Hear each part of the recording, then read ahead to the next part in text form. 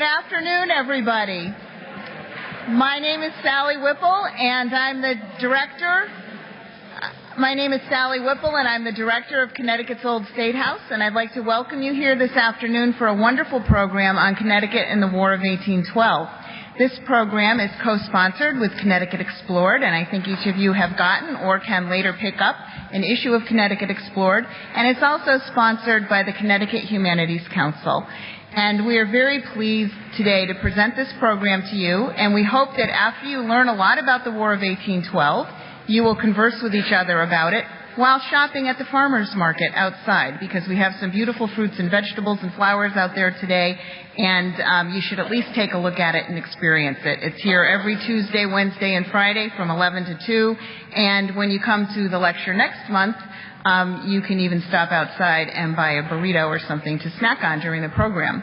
But anyway, that's the end of my food commercial. Now I would like to introduce Diane Smith, who will be our moderator for today's program. So please join me in welcoming her.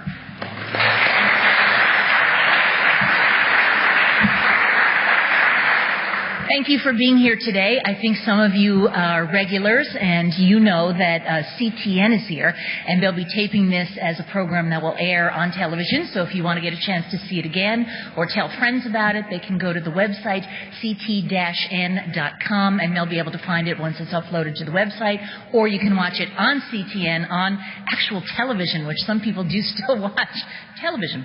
Anyway, the title today is America's Most Unpopular War, Dissension, Debate, and the War of 1812. And I have to tell you that that title alone has already started a debate.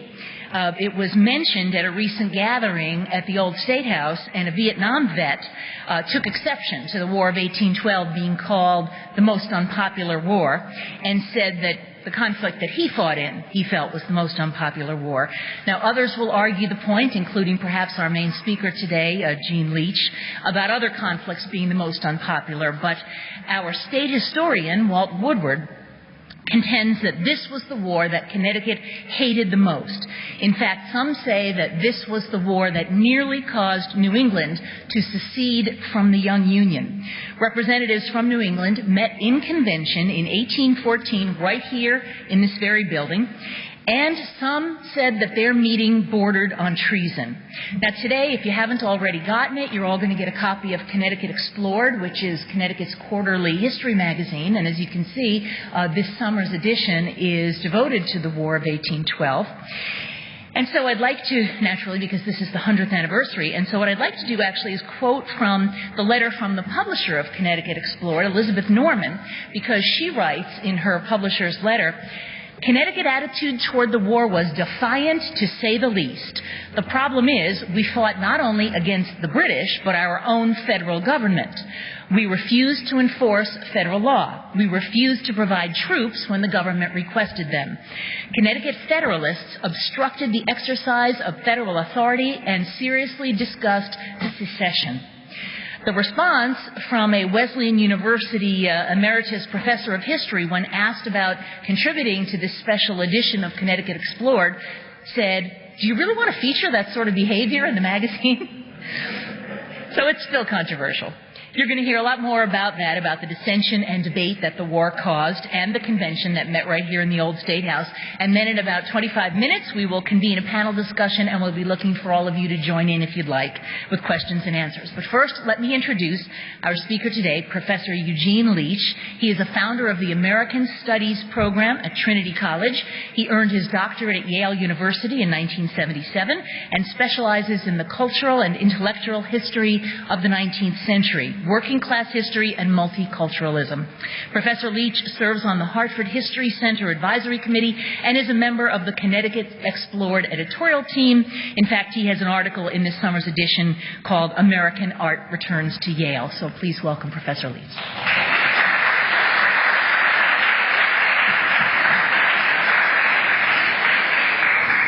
Thank you very much.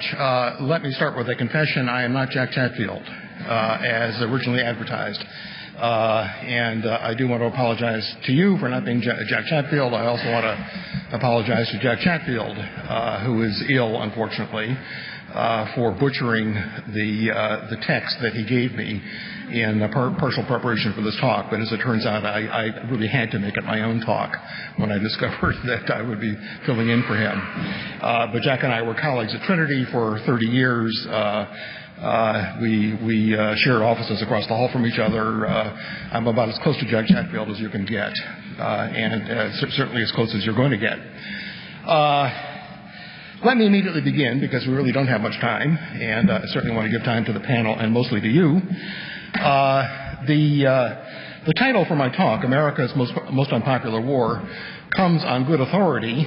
The most recent and most thorough historian of the War of 1812, Donald Hickey, has written, "The War of 1812 was America's most unpopular war." There, he says it. It generated more intense opposition than any other war in the nation's history, including the war in Vietnam. Now, I have to admit that I have some questions about that. I don't think Vietnam generated more opposition, but I think the Civil War certainly did. Furious opposition in both North and South, not surprisingly. But the unpopularity of the War of 1812 is certainly indisputable, and so is the particular concentration of that unpopularity here in New England. Nowhere was the War of 1812 more widely opposed than here, largely because nowhere was it more widely opposed than here. Irately opposed and widely opposed in Connecticut. In fact, opposed by a large majority of Connecticutans and Massachusettsans. And here I cannot forbear from mentioning the latest issue of Connecticut Explorer, on whose editorial team I serve. You will not be allowed to leave this room, by the way, until you have subscribed to the magazine. So I hope you have your checkbooks. The last issue of Connecticut Explored is this one, Connecticut and the War of 1812. Our next issue is on the land of steady habits, essentially questioning and exploring that concept of Connecticut being the land of steady habits. I'd like to suggest that there is a connection between these two themes and these two issues.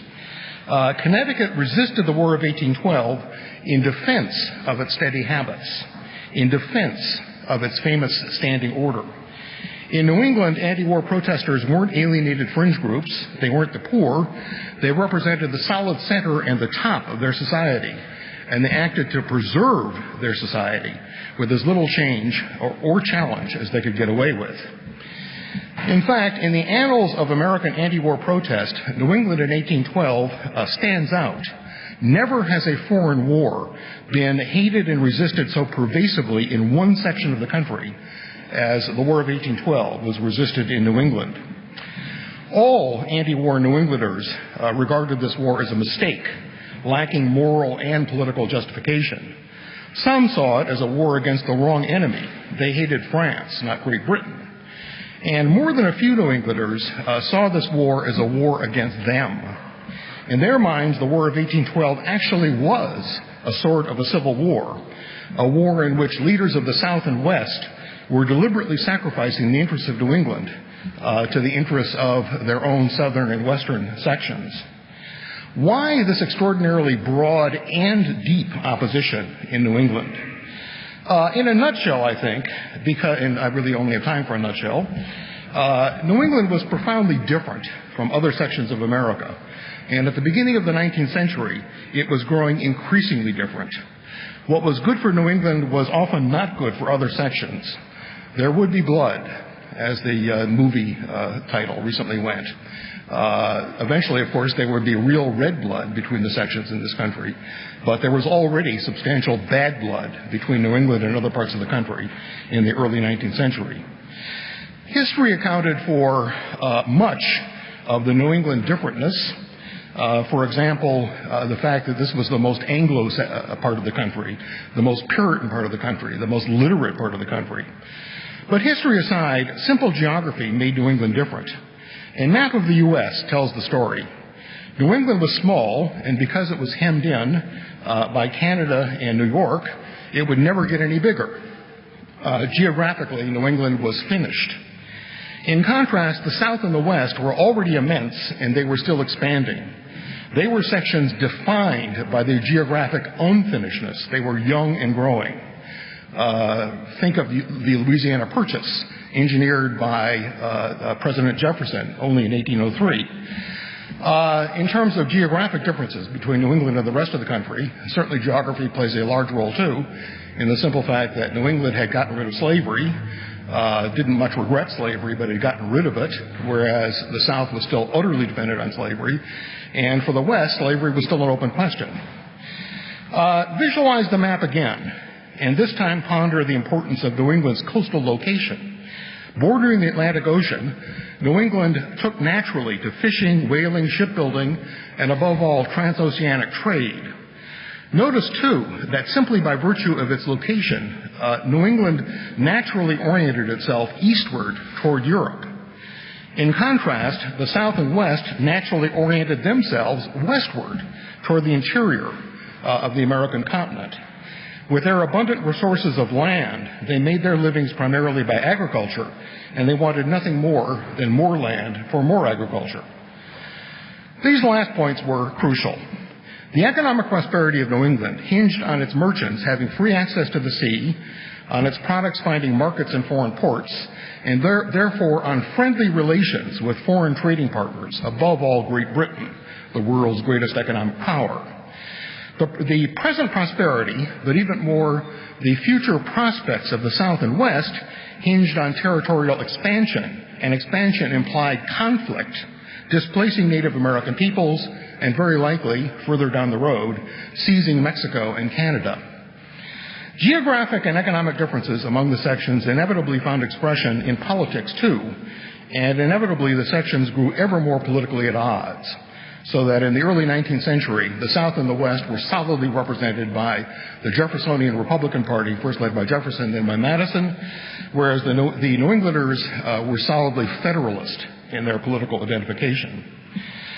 So, the young United States could anticipate no end of internal frictions and quarrels.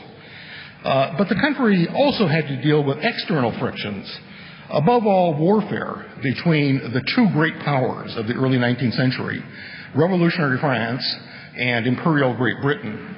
Almost constant warfare between these two countries from 1794 to 1815. And of course, both of these are centrally involved in the American Revolution, the beginning of this country. Each of these European powers attempted to monopolize the benefits of trading with America for itself and to deny trading benefits to the other. In addition, the British made a practice of impressing, virtually kidnapping American seamen for service in the Royal Navy.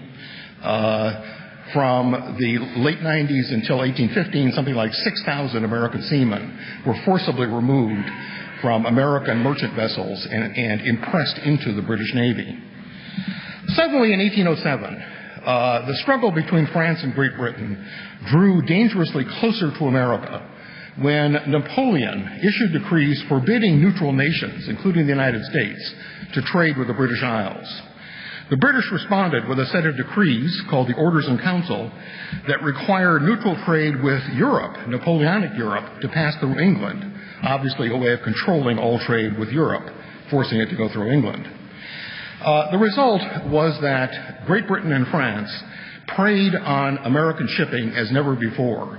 Between 1807 and 1812, 900 American vessels were seized by Great Britain and France or their allies. In retaliation, the Jefferson administration adopted the so-called restrictive system, a series of laws restricting American trade with Great Britain and France, virtual economic warfare, beginning with a total embargo imposed by Jefferson in 1807, that is, closing American ports to international commerce. These various measures for restricting trade between America and the Old World all failed. They hurt the United States much more than they hurt the economies of Great Britain and France. Overall, American exports were worth $108 million in 1807. That figure dropped to $22 million in 1808, a catastrophe the brunt of which fell on New England. By the time the 12th Congress assembled in Washington in November 1811, Americans of all sections agreed the country could not allow itself to go on being victimized in this way.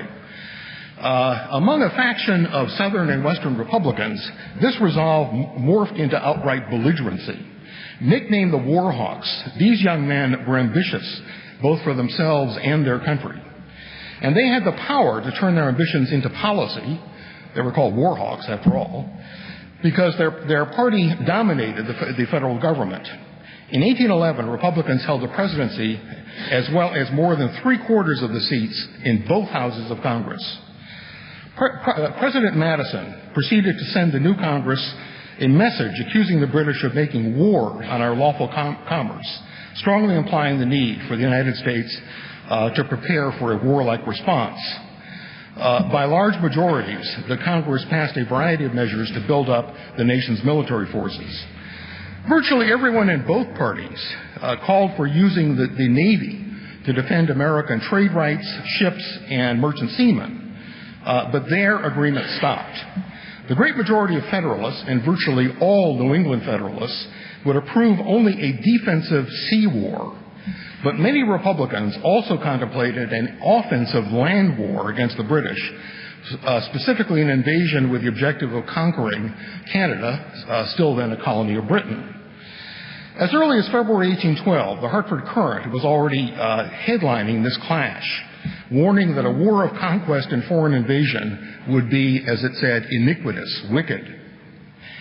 In 1812, the British ministry actually began to back off from its aggressive policies toward the United States, until in June, the British actually suspended their orders in council, a decision which, had it been known in America, probably would have prevented the war. But the Americans didn't learn about this decision until weeks later, and by the time they did, Congress had already declared war, with a resounding lack of unanimity.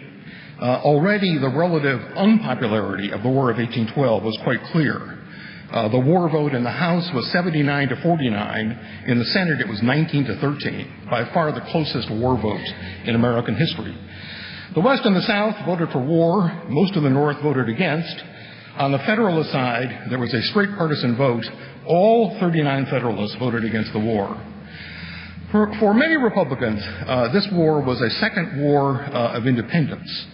The glorious Continental Congress of 1776 freed Americans from British colonialism, commented a Republican newspaper. The glorious Congress of 1812 would be remembered for saving America from disgraceful recolonization, in its words. New England Federalists could not have disagreed more. From the start, they insisted that far from saving the American Republic, this war would corrupt it and probably ruin it.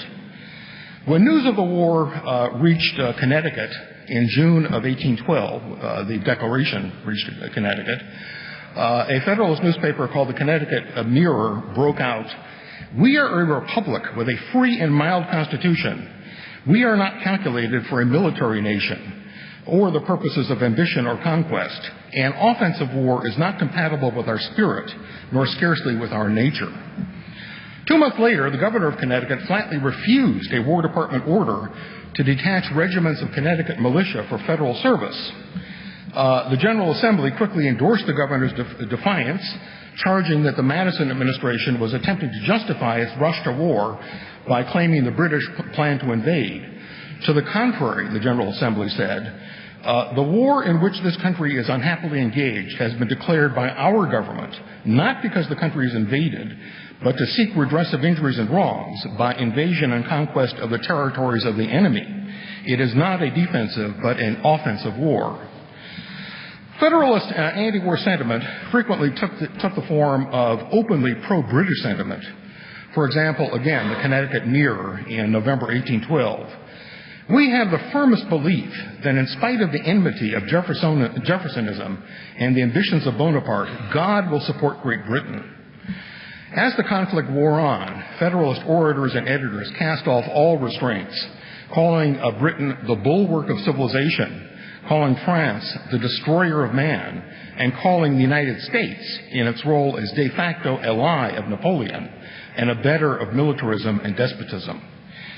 Campaigns to conquer Canada put Connecticut Federalists and New England Federalists in general over the top.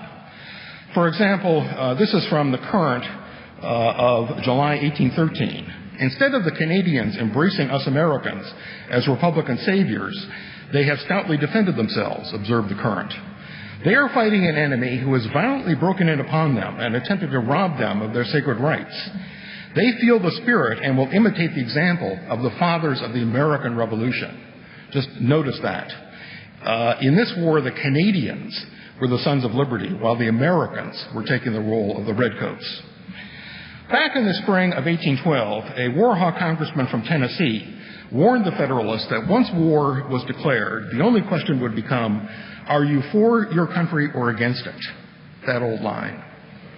By their actions, many New England Federalists gave a blunt answer to this question. They were against it. Beyond speaking loudly against the war, they put their money where their mouths were, and often their whole bodies as well. No New Englanders actually fought with the British enemy, but many thousands traded with the enemy, selling supplies to British armies and fleets and continuing to exchange goods with British merchants. Legal trade dried up almost entirely once the British Navy blockaded the American coast. Exports plunged from a total value of $61 million in 1811 to $7 million in 1814. The British also launched devastating raids up coastal rivers, one of them an expedition up the Connecticut River that destroyed 27 American vessels in 1814. But that raid was actually unusual, and it came at the very end of the war. For the most part, the British rewarded New Englanders for their collaboration by treating them as if they were neutrals or even as allies. Thus, when the British Navy completed the initial blockade of the American coastline in November 1813, they exempted the ports of New England. Clearly, this was meant to reward New England for its opposition to the war and also to encourage New England to keep up its smuggling. And this New England did, as did many other Americans. Busy trading with the enemy occurred on every frontier. Chesapeake Bay, Long Island Sound, and the Vineyard, says one historian, teemed with coasters ferrying supplies to British fleets. There was also extensive trade with Canada to supply the growing numbers of British troops there. In August 1814, the British Governor-General of Canada boasted, 2/3 of the army in Canada are at this moment eating beef provided by American contractors. The climax of the festering New England anti-war sentiment that fed this trade occurred in December 1814, when representatives of Connecticut, Massachusetts, and Rhode Island, plus a few counties of Vermont and New Hampshire, met in this very building, this handsome building. Several New England Federalist newspapers urged the convention to call for peace with Great Britain, a separate peace, and for New England to secede from the United States. It was this lurid scuttlebutt that spawned the enduring pop history cliches about the Hartford Convention, that it was a treasonous plot. In truth, it never was. As the supposed climax of New England war resistance, the Hartford Convention was actually quite a mild and restrained affair. One might almost call it limp. The furious Federalists who gathered in this building kept both their tempers and their heads. According to Jack Chatfield, these imperious and often truculent men were not secessionists. They were conservative Republicans, Republicans in the sense of believers in the Republican form of government. They wanted not to smash the Union, but to quarantine their section against the political viruses of the time.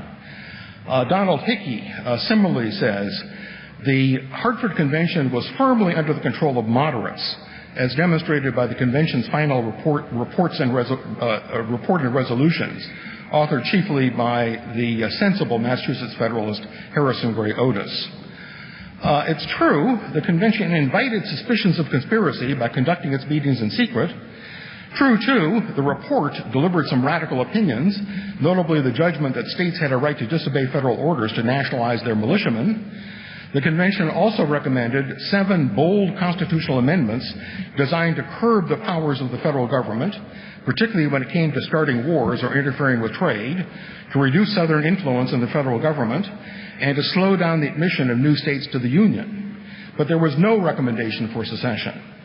Massachusetts and Connecticut proceeded to approve of these proposed amendments and sent them along with emissaries to Washington. But within just a few weeks, news of a peace treaty arrived from Ghent in Belgium.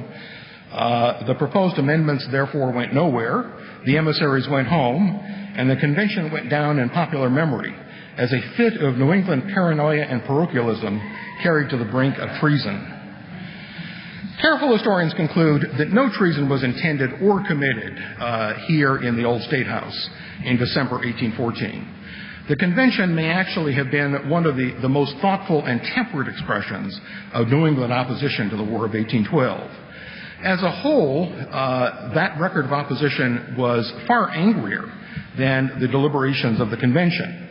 If trading with the enemy counts as treason, treason was certainly part of the New England anti-war record, along with plenty of parochialism and paranoia. But there were lessons, too, that perhaps New Englanders in 1812 learned quicker than their compatriots of other sections.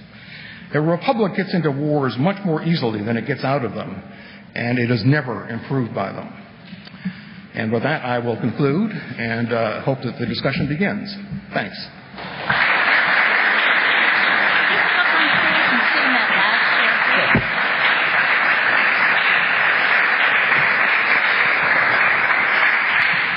Thank you very much. I don't know about the rest of you, but I feel very relieved that the old Statehouse has been cleared of treason. It's a great day at the old Statehouse. And next, we'll move on to our panel discussion, moderated by Diane Smith. Thank you, Sally. I'd like to introduce our two other panelists now. Susan Campbell, who's sitting to my immediate left, is the award-winning author of Dating Jesus and the upcoming biography, Tempest-Tossed, The Spirit of Isabella Beecher Hooker. For more than a quarter of a century, she was a columnist at the Hartford Courant. And Professor, I didn't know you were going to refer to the Courant as much as you did, so it's really appropriate that we have her here. It's perfect. Her work at the Hartford Courant as a columnist was recognized and honored by many journalism organizations, and her column on the shootings at the Connecticut Lottery headquarters was part of the Courant's Pulitzer Prize-winning coverage of that event. Susan has a bachelor's degree from the University of Maryland and a master's degree from the Hartford Seminary. Nancy Steenburg, thank you for being with us, Nancy, has worked at the University of Connecticut Avery Point campus since 1996. She is currently the Assistant Director of the Bachelor of General Studies program and an adjunct professor teaching Connecticut history. In 2006, Dr. Steenburg was honored with the Homer D. Babbage Jr. Award for the best book on Connecticut history, Children and the Criminal Law in Connecticut. And Professor, I'll start with a quick question to you. Even short of secession, as Professor said, in essence, the governor and the legislature took a stand against the Union and in favor of states' rights. So if this were an essay question on a test for your students, I might ask you, how does that issue reverberate in our country today? I think it reverberates, Diane, because we ask our students to think critically and not just to accept what someone says. It's one of the best things that's happened in the teaching of history in the last decade. That instead of in the high schools, teachers saying, learn this and spit it back, they're saying, why did this happen? Or what were the consequences?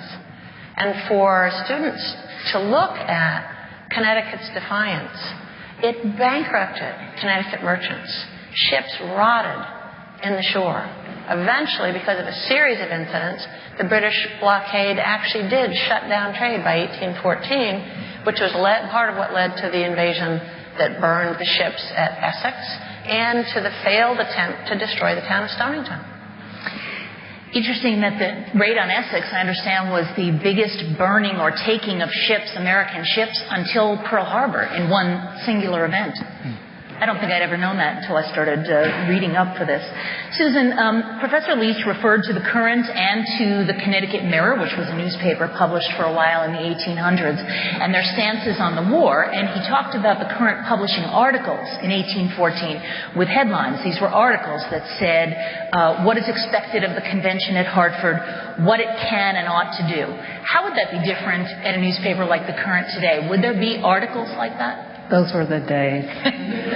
Actually, the idea of unbiased reporting is relatively new in American journalism. And this is not across the board because we can all name news sources that we think are terribly biased to the right or left or wherever. The idea that a newspaper in particular should be unbiased is basically not even 60 years old. So I would think now we would cover it in our news portion, the news pages, and then there would also be the editorials that would have headlines like that. There would also be the component of social media, which whether you are a traditional journalist or a new journalist, traditional journalists are increasingly finding themselves putting the news out, at least right at the beginning of an event, on Twitter or even Facebook. So there would probably be that component, but again, I don't think there would be quite the slanted. In the 1860s, and I don't remember which election, when Abraham Lincoln won, the Current had a headline that said something like, "We got him." And that was the news story. We wouldn't do that now, probably, right? Carolyn Lumsden, the editorial page editor, is here, so correct me if I'm wrong. But in the editorial section, absolutely. But there's this sense that we will tell you what is going on in journalism, and then we will help you interpret what is going on. And there is an attempt to keep that separate across the medium. So in today's climate in newspapers, and as you mentioned, Carolyn is here, the editorial director of the paper, how is a decision made then on, for those of us that have never sat in on any kind of sessions like that, how is a decision made on what position a paper is going to take?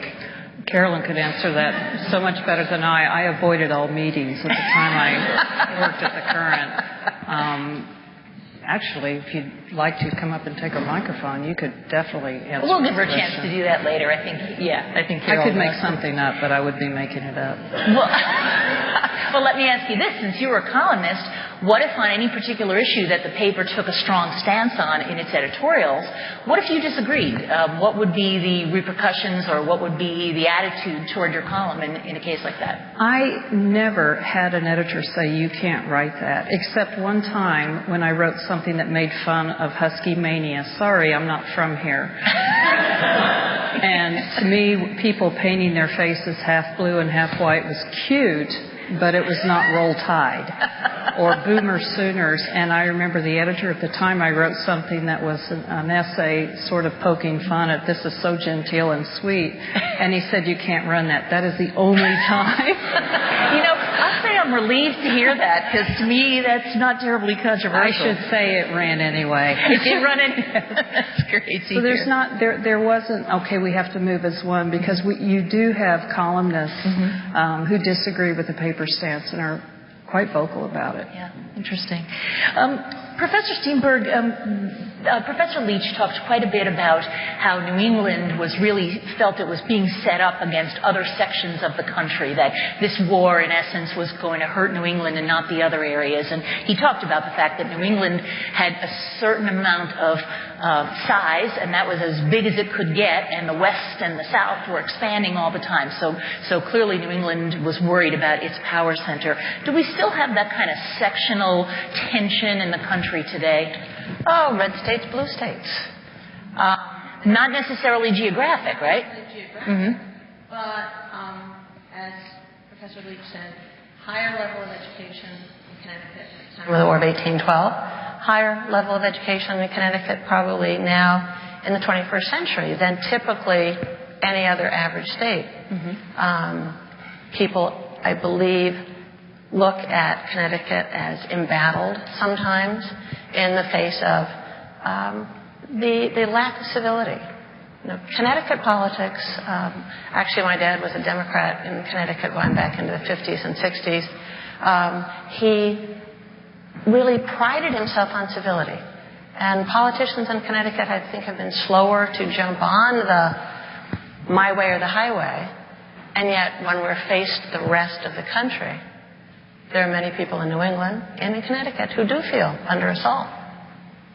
Professor Leach, you talked about the convention that was held in this very building, and of course there were representatives from most of the New England states who came to this and came out with a pretty strong document. Unfortunately, or fortunately, depending on how you look at it, by the time the document was produced, it was kind of a moot point.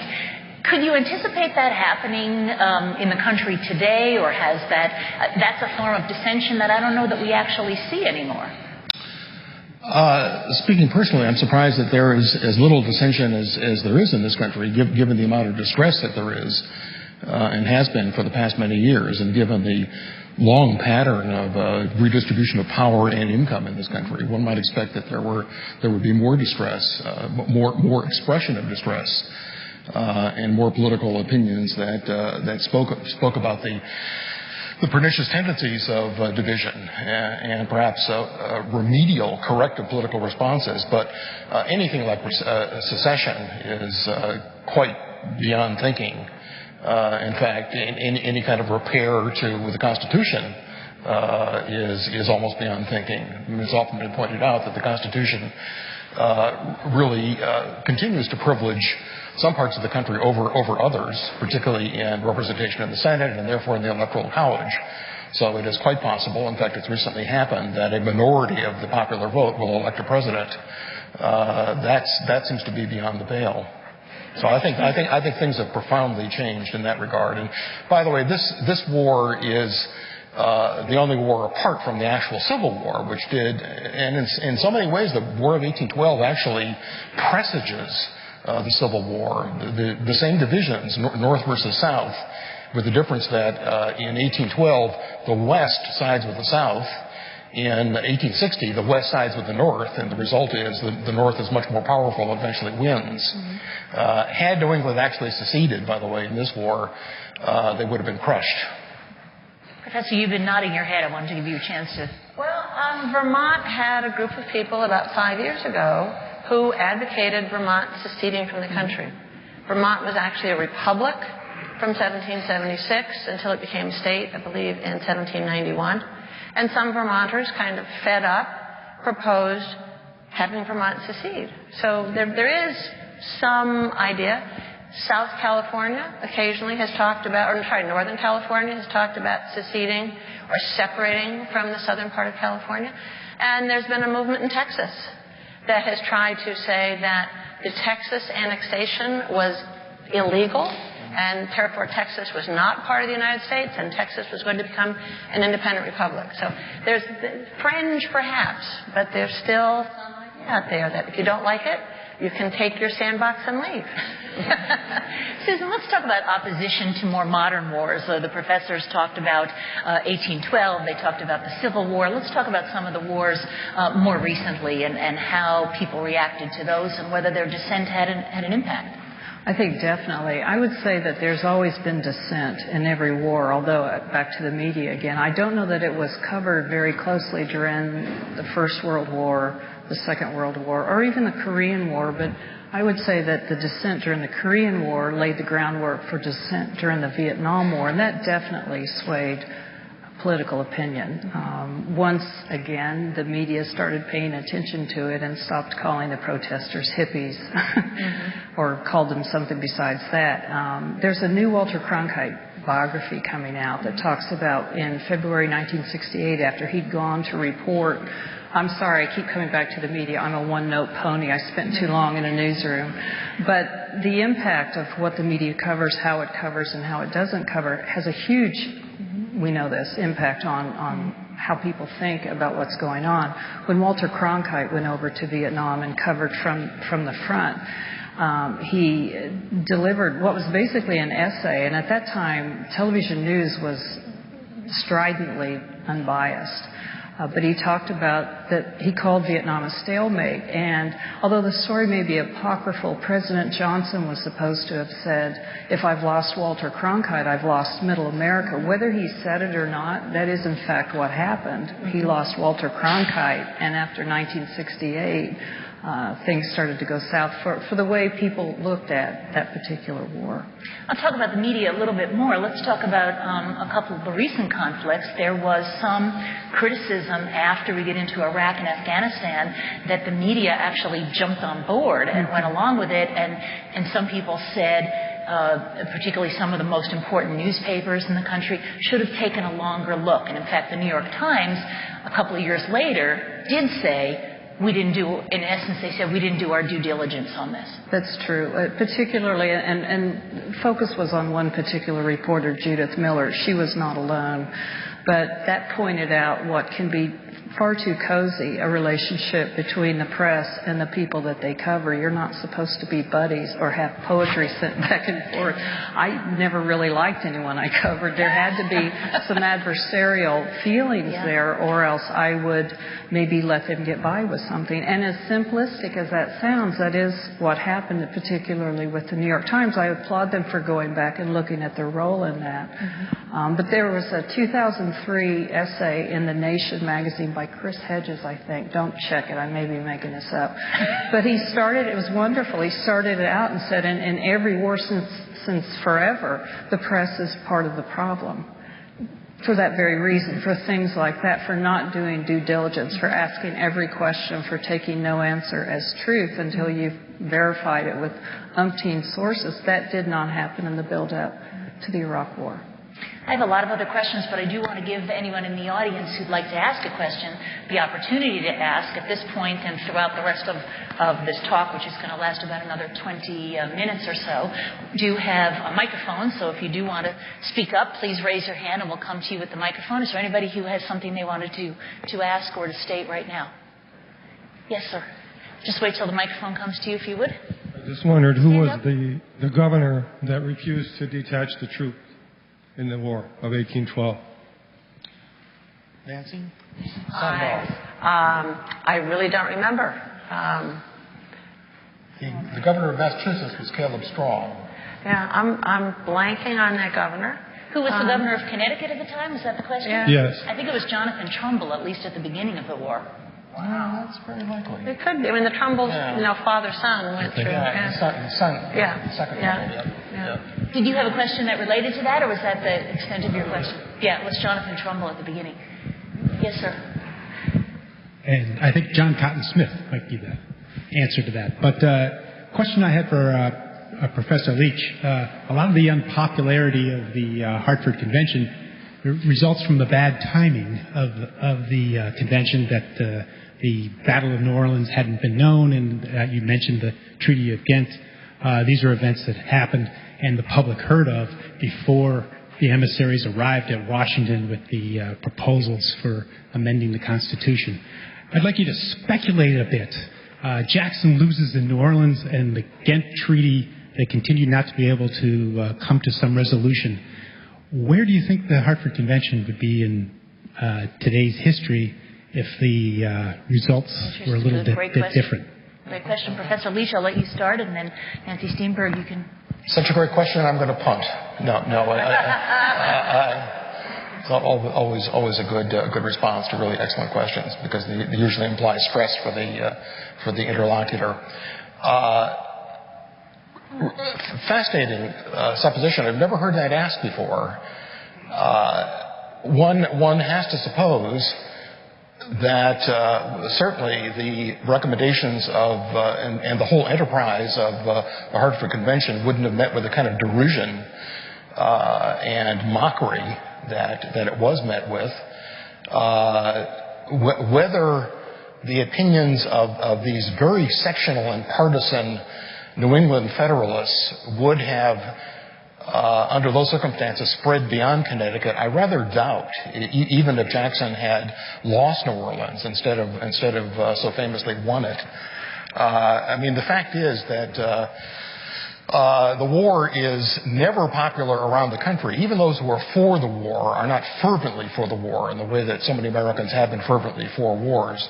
Nonetheless, an expanding country fighting the generally hated British, who in fact still had possession of Canada, which would be eyed by Americans for the next 50 or 60 years until we finally gave up on the enterprise of seizing Canada. By the way, we did seize Mexico, as you well know. The expansionism actually continued and was much more successful southward than northward. But the availability of Canada would continue to have danced in would have been a sugar plum fairy in the minds of so many Americans. Nancy, you really should pick up on this. Well, part of my feeling is that the Federalists actually died because of the Hartford Convention. They lost power in Connecticut. The push to get a new Connecticut Constitution had been surfacing and disappearing for 50 years. We were still under the Charter of 1662 in 1812. All they did is cross out, Charles II and write in State of Connecticut. The Congregational Church was the primary religious institution. We, in effect, had an established religion. And the Federalists controlled local politics. They might have held on for somewhat longer, but there were people within Connecticut, ironically down in New London, which was one of the ports that suffered the most from the blockade, from the embargo, who were Jeffersonian Republicans, who in effect said, are you going to value your pocket more than your country's life? Fie upon thee. That was Christopher Manwaring. He used to deliver an oration every 4th of July during the War of 1812, attacking his own local Federalists. The Federalists, I think, were on the way out. They might have lasted. It also would have depended on the reaction of the rest of the country. Because when you look at Calhoun's ideas about secession and nullification, Andrew Jackson basically said, you're out of here, buddy. When Calhoun tried to advocate that a state could choose not to obey a federal law. Susan, we talked about the most recent conflicts, but what we haven't really talked about, you started to mention social media. We haven't really talked about how that plays into dissent. I'm thinking the most recent example in this country probably was the Occupy Wall Street movement. Of course, we've seen the Arab Spring. Talk a little bit about how social media can be a really effective tool for dissent, apparently. I'm trying to imagine if someone had tweeted the War of 1812, what that would have looked like. And would there have been as many misspellings as there are in the tweets today? The way things happen now is information is disseminated through a variety of portals. Online, it can be on Twitter, Facebook, there are a variety of other websites. Those are the two most popular. The growth of those two sites have been incredible, just overnight incredible, with millions of followers and people who use it. Does anyone in here use Twitter? You're way behind. When I was forced at gunpoint to do it for my former job, I thought, oh, this is so stupid. And I'm not addicted to it. And as you can see, I'm not sitting here with my phone tweeting right now. I'm okay. But I will say that for spreading information, be it dissent, be it whatever, it is becoming the first go-to site for a lot of people, including journalists. It was incredible to follow Arab Spring through Twitter. There were people who were translating the original tweets from Arabic. And what would happen is there would be an event on Twitter that would then make it to Facebook, that would then make it to the traditional media, often within the same day. It wasn't like a long lead time, but it was still starting on Twitter. In the case of the Occupy movement, that very much was an online birth. Really, that's where most people started to hear about that, first from one website in Canada, believe it or not, and then spreading throughout. I think you can't overstate the role of online dissent, where it starts. And I would think particularly under a repressive regime, the idea that you can do this, maybe you can't do it anymore. Maybe you won't be allowed to do it anymore. Maybe if this were to happen in China now, if there were to be a China Spring, if you will, where there are a lot of controls on social media, maybe it wouldn't happen. And that should tell you how powerful that media is if the government in various countries seeks to control it. Certainly in China, it's heavily controlled. Does anyone have a question from the audience or a comment that you'd like to make? Okay, Mike, wait 1 second while we get you the microphone. Back to the sectional differences. We went to the talk this morning about the Obamacare, or whatever you want to call it, and the Medicaid differences are dramatic. 27 states, not including New England, they don't want anything to do with this new expanded Medicare. And of course we do. I think there's a lot of sectional difference. I've lived in Ohio, and I've been traveling through the South a lot. Boy, there's a lot of difference, and there should be. I don't particularly, I like living here, but I don't particularly get along with the political views here maybe the way I should. But there's still tremendous sectional differences, and maybe that's good. Anyone like to comment on that? 27, I'd read 6 governors that said they're not going to.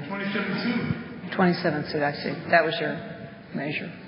It's interesting, Nancy, that you brought up the fact that red states and blue states, because when I was thinking about sectionalism, the way it was described in your talk and in Jack Chatfield's work, I was thinking regional. I wasn't thinking about the fact that red versus blue is maybe the new regionalism. Yeah, well, or the new sectionalism. There is, I think, something significant about the fact that there's coastal America and there's flyover America, and coastal America is bluer than the red interior. I mean, there still is that. I don't know if it has much to do with trade, but that certainly, if you look at the red-blue map, you'll discover that there still is that fundamental antagonism. I don't disagree at all, Mike. I think you're entirely right about sectional identities still being very powerful. Just by the way, there are shocking differences with regard to education from state to state and region to region. In Massachusetts, 39% of all adults have bachelor's degrees or higher. The average in the South is in the low to mid-20s. In Connecticut, it's 36%. In Maryland, it's 36%. Even in California, as big as that is, it's 31%. These are very marked differences. Much more educated parts of the country. Perhaps it has something to do with being less oriented toward the middle of America and more oriented toward the world that is somehow affiliated. I don't want to sound occult about this, but somehow connected with living on the coast, where you were physically able to look both inward and outward much more easily. And you made the point in your talk that the people of New England were looking toward Europe clearly as their source of trade and their source of wealth and empowerment.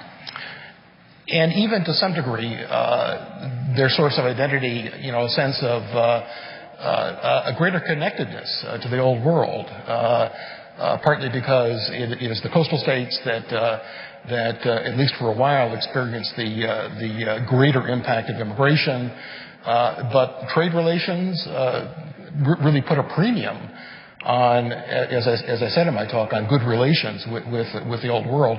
Certainly in colonial New England, there is a great deal of anxiety about how England regards us.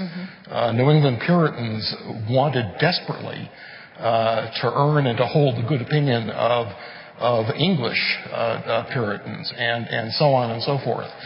People in the interior, the Warhawks under Henry Clay, much less acquainted with and much more indifferent to the realities of Europe and the opinion of Europe.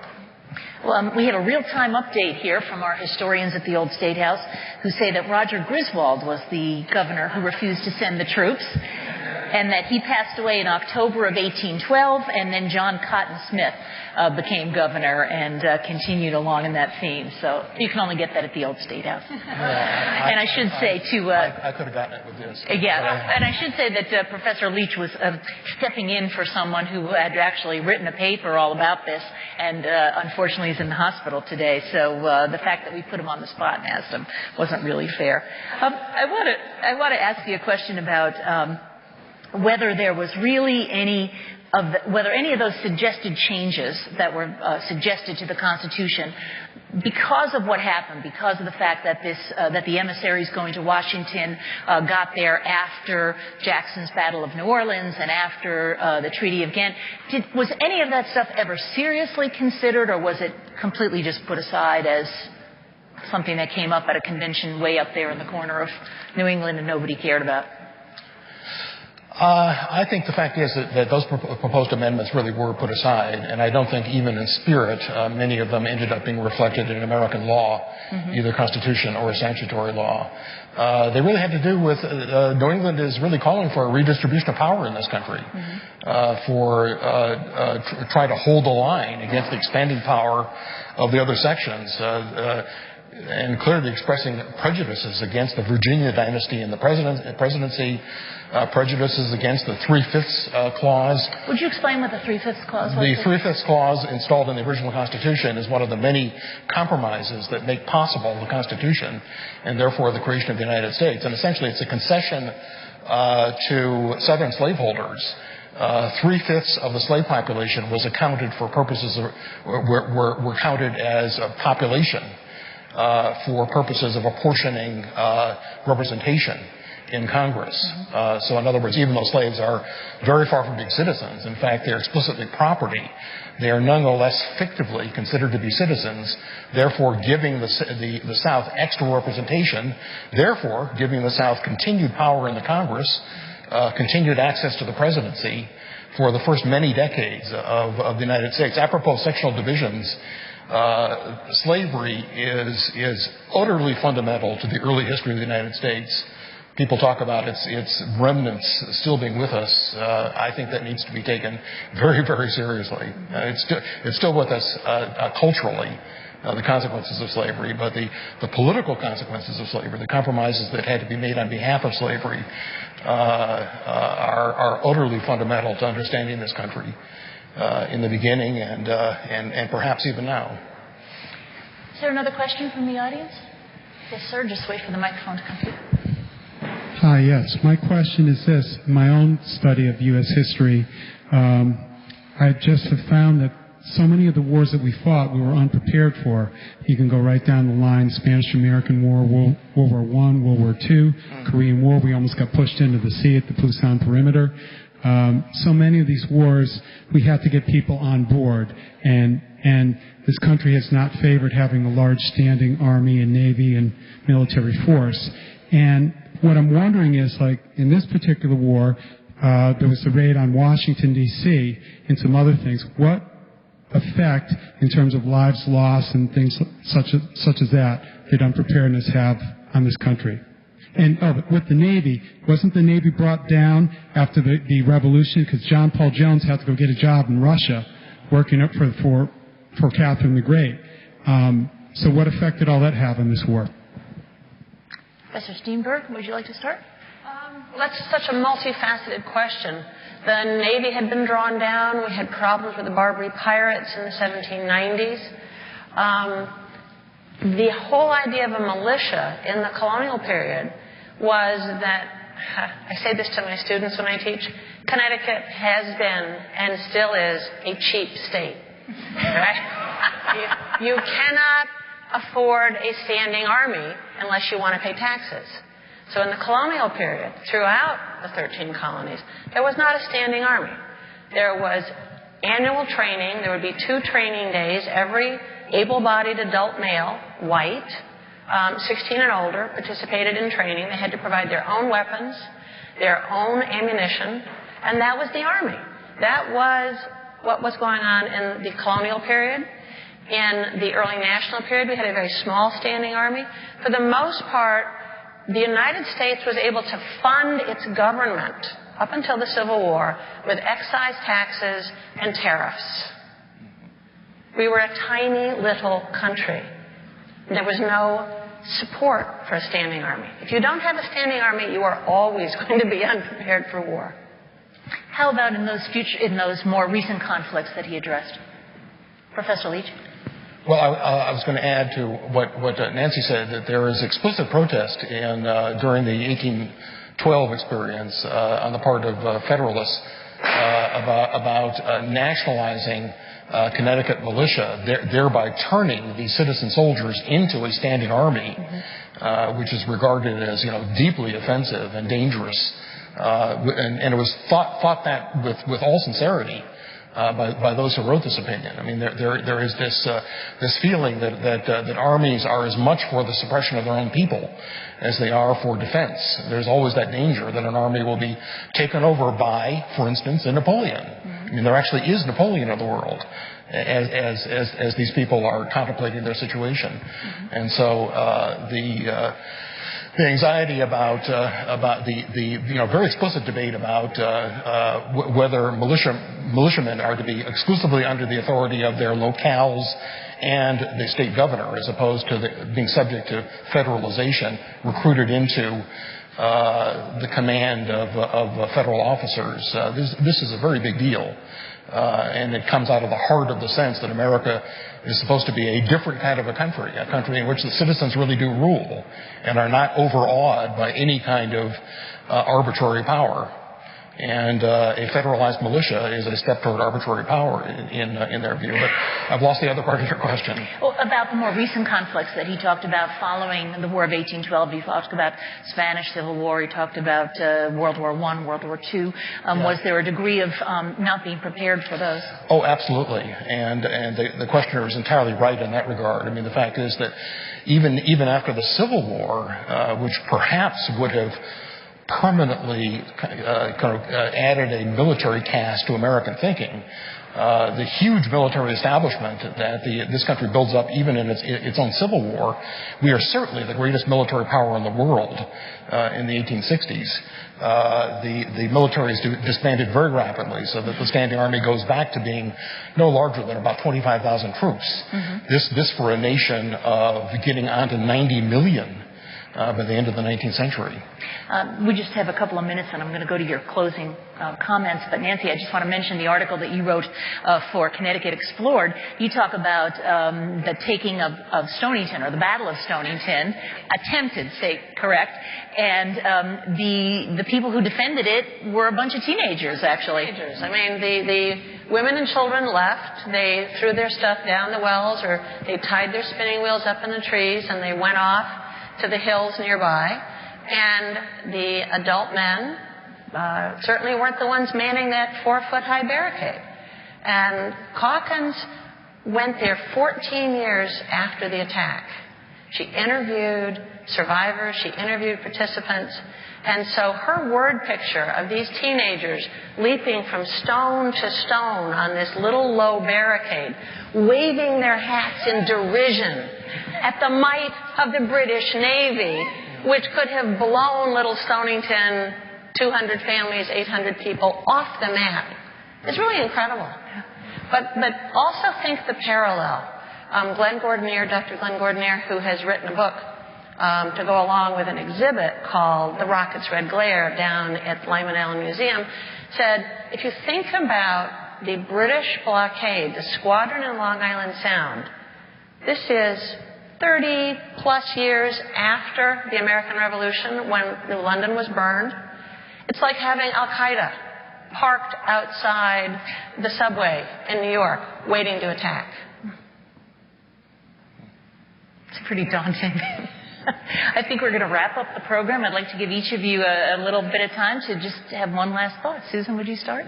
Mine's short. My minor was military sociology, so fear me.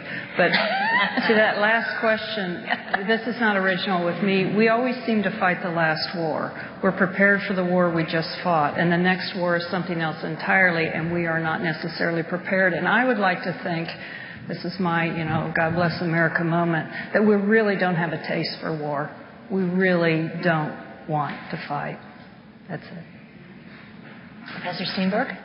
Mine would be to address you to know your heritage. Public Broadcasting did a program on the War of 1812 a month or so ago. It didn't mention Connecticut, except for the Hartford Convention. There was the attack on Essex, Pettapog, the largest loss of American shipping up until the attack on Pearl Harbor. There was the attack on Stonington. And Commodore Hardy, who had been the flagship captain for Nelson fighting Napoleon, had orders to wipe the town off the map. And yet those initially 19 teenagers held them off. And then pure luck. And Professor Leach talked about impressment. Jeremiah Holmes, a Stonington native, actually a Mystic native, had been impressed by the British, trained as a gunner, managed to escape, and he directed the fire from Stonington against the arms of the British Navy. And we won. So read the Connecticut Explored edition. Professor Leach, last word. I think, having said some almost nasty things about the treason of trade with the enemy at the end of my talk, I want to balance the record a little bit by saying more about the patriotism in its own way of New England and what happened in this building in the Hartford Convention. The fact is that these are people who feel in their bones by virtue of their ancestors' sacrifices in the Revolutionary War that they have the right to protest. And they feel on their bones that they're building a new kind of society, which is not going to be prone to war, which is going to be profoundly a republic, distributing power to the whole population as then conceived. It was then only white males. But of course, even then, other people as well were starting to claim pieces of power. And the very fact that Connecticut would resort it as its primary means of treason to trade is I think, worth considering. Trade is peaceful. Connecticut and New England are very conscious of trade as a way of relating to strangers as opposed to conquest and war. After all, it is Connecticut that is against conquest, aggression, invasion. It is Connecticut that is for war negotiation and only defense when it comes to military power. So that I'm not sure that the Hartford Convention will ever have a reputation for high patriotism, but it certainly shouldn't have a reputation for treason. Well, thank you for that. I appreciate it. Gene Leach, Nancy Steenburg, Susan Campbell, thank you so much for being with us today. And that'll conclude our program. We thank you for joining us, and we hope we'll see you again.